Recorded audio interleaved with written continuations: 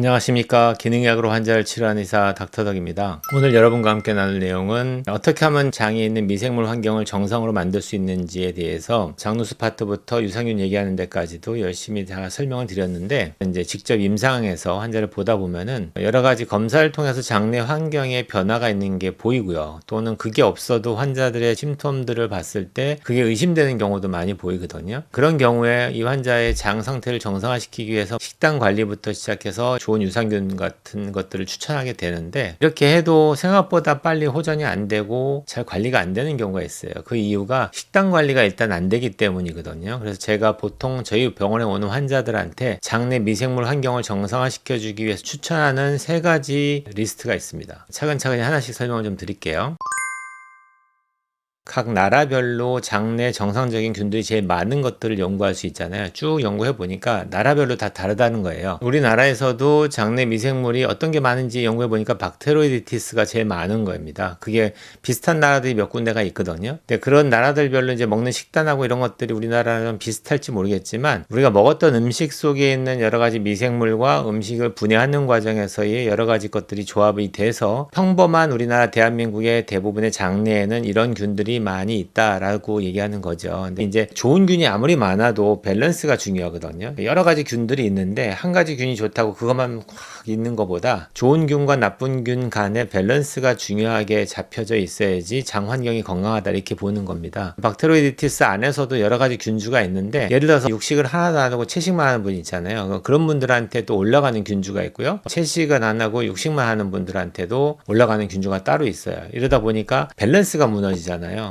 대표적으로 류마티스 관절염 환자들 같은 경우에는 대부분 염증이다 보니까 육고기는 제한시키고 탄수화물 위주로 이제 채식 위주로만 시키게 되잖아요. 그러면 더 악화되는 경우도 생깁니다. 왜냐하면은 채식을 좋아해서 생기는 균주가 따로 있고 육식 단백질을 좋아하는 균주가 따로 있는데, 단백질 섭취를 제한시키고 야채만 먹다 보니까 그 야채를 좋아하는 균들이 프리보텔라 균들인데, 그런 균들이 증가할수록 류마토이드 아스트라이티스가 심해지는 거예요. 그렇기 때문에 그런 분들한테는 적당한 양의 단백질을 공급해서 그 단백질을 통해서 좋아지는 균주를 더 늘려야 되겠죠. 그게 제일 먼저 제가 환자들한테 드리는 게 청국장입니다. 청국장은 콩으로 만들잖아요. 콩 안에 들어있는 여러 가지 것들이 발효되는 과정에서 나오는 균들이 되게 좋아서 제일 먼저는 식품으로 드시는 걸 추천하고요. 청국장 뭐 이렇게 끓여야 되는 번거로움이 있고 냄새도 나다 보니까 사람들이 싫어해서 어떤 분들은 환으로 먹으면 안 됩니까? 또는 가루로 먹으면 안 됩니까? 이렇게 이제 차선책을 찾으시는데, 제가 생각할 때는 가장 좋은 건 식품으로 섭취하는 거예요. 근데 그걸 가공 과정을 거쳐야 되잖아요. 또 가루를 만들고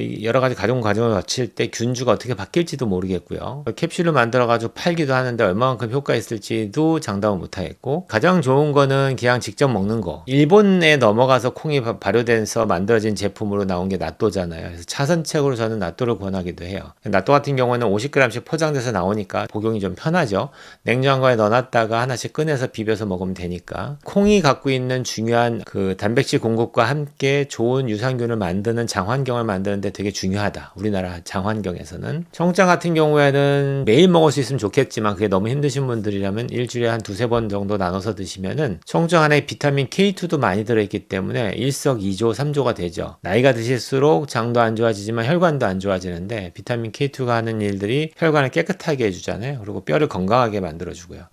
이 모든 것들이 이 음식 하나로 다 해결되는 문제인데 이걸 안 먹을 이유가 하나도 없잖아요. 무조건 드셔야 되죠. 두 번째는 보통 김치에 유산균이 많잖아요. 근데 그 김치를 담글 때 사용하는 게 대부분 다 젓갈류라든지 이런 것들을 발효되는 과정에서 이걸 넣게 되는데, 또 고춧가루도 많이 넣죠. 근데 장이 안 좋으신 분들, 특히 위장도 안 좋고 소장도 안 좋으신 분들한테 고춧가루나 이런 것들이 매운 게 들어갔을 때 이게 오히려 더 자극을 줘가지고 안 좋아지는 경우를 많이 보거든요. 어떤 분들은 김치도 못 먹는 분들도 오세요, 병원에. 그런 분들한테는 제가 추천하는 게 물김치입니다. 그래서 항상 밥을 드실 때 밥 공기의 한 반 정도 되는 종재기에다가 물김치에 물을 담으시고, 이 물김치는 그냥 물이 아니고 물김치 물이죠. 거기에다가 김치 건더기 넣어놓고 이거를 한 모금씩 마시면서 식사를 하시면 소화도 잘 되고요. 그 다음에 이 안에 있는 건더기 무라든지 이파리 같은 경우를 입에다 씹고서 완전히 죽이 될 때까지 씹어서 삼키는 걸 교육하게 되고요. 그러니까 식사 때마다 얘가 들어가는 거죠. 마지막 한 가지는 저는 이제 막걸리 대리물을 먹게 하는데, 예전부터 이제 그걸 그걸 추천해 드렸는데, 막걸리를 구하실 때는 첫 번째 주의하실 거는 뒤에 라벨에 여러 가지 이제 단맛을 내게 하는 첨가료가 들어간 게 있습니다. 사카린부터 시작해서 여러 가지 단맛, 이런 것들을 안 들어간 상태에서 곡류로만 발효된 효모균을 넣어서 발효시켜서 나오는 단맛으로만 만든 막걸리가 있어요. 그 막걸리 꼭 구하셔가지고, 얘는 이제 알코올이 들어있잖아요. 그럼 알코올은 날리고 그 안에 있는 효모균만 먹고 싶은데, 그 방법은 이제 데리는 거죠. 데린다는 얘기는 끓이지 않는다는 얘기입니다. 끓이면 온도가 올라가면서 균이 죽어버리잖아요. 그러면 안 되니까 얘를 데리는데 중탕해도 되고요. 아니면은 가스레인지나 또는 이제 인덕션을 기준 잡을 때 1번부터 10번이라면은 저라면 1에서 2 정도만 왔다 갔다 하게끔 하는 거고요. 이렇게 할 때 잘 보시면 이제 아지랭이처럼 약간 이제 김이 올라와서 얘가 이제 날아가는 그 정도만 해서 시간을 좀 오래 둬야 되겠죠. 1시간에서 한 2시간 정도만 데려도 알코올이 많이 날아가요. 한번 드셔보시고